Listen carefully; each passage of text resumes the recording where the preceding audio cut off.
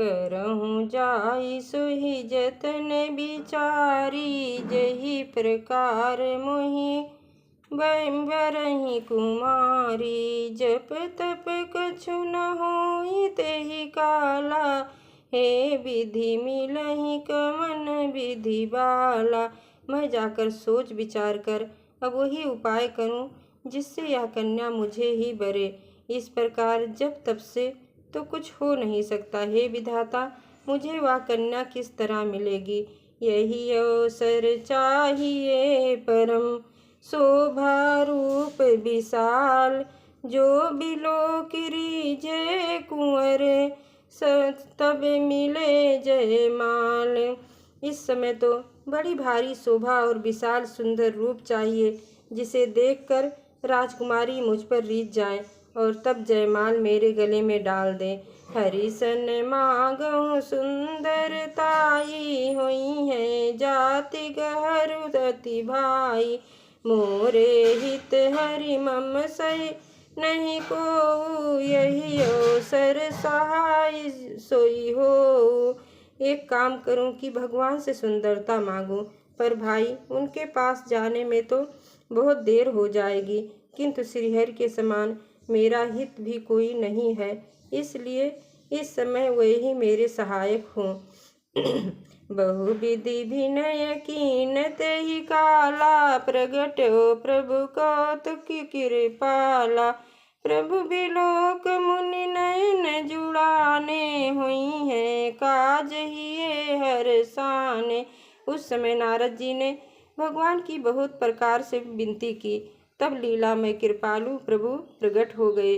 स्वामी को देखकर नारद जी के नेत्र शीतल हो गए और वह मन में बड़े ही हर्षित हुए। तब तो काम बन ही जाएगा। अति आरत कही कथा सुनाई, करहूँ कृपा करी होई सहाई। आपन रूप देव प्रभु मोहि, आनी भांति नहीं पावोई। नारद जी ने बहुत आर्त होकर सब कथा कह सुनाई और प्रार्थना की कि हे प्रभु, कृपा कीजिए और कृपा करके मेरे सहायक बनिए। हे प्रभु, आप अपना रूप मुझको दीजिए और किसी प्रकार मैं उस कन्या को नहीं पा सकता हूँ। जही विधि होहि नाथ हित मोरा, करहु सो बेग दास मैं तोरा। निज माया बल देखि विशाला, हिय हर से बोले दीन दया। हिय हसी बोले दीन दयाला। हे नाथ, जिस तरह मेरा हित हो आप वही शीघ्र कीजिए। मैं आपका दास हूँ। अपनी माया का विशाल बल देख दीन दयाल भगवान मन ही मन हंसकर बोले, जही विधि हुई है परम हिते, नारद सुनहु तुम्हार। सोई हम करब नयान कछु, बचन न मिर्सा मार। सियापति रामचंद्र की जय। हे नारद, सुनो, जिस प्रकार आपका परम हित होगा हम वही करेंगे, दूसरा कुछ नहीं। हमारा वचन असत्य नहीं होता है।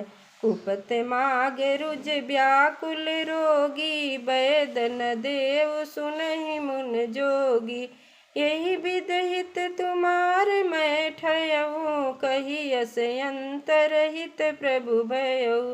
हे योगी मुनि सुनिए, रोग से व्याकुल रोगी कुपाथ मांगे तो वैद्य उसे नहीं देता। इसी प्रकार मैं भी तुम्हारा हित करने की ठानी है। ऐसा कहकर भगवान अंतर ध्यान हो गए।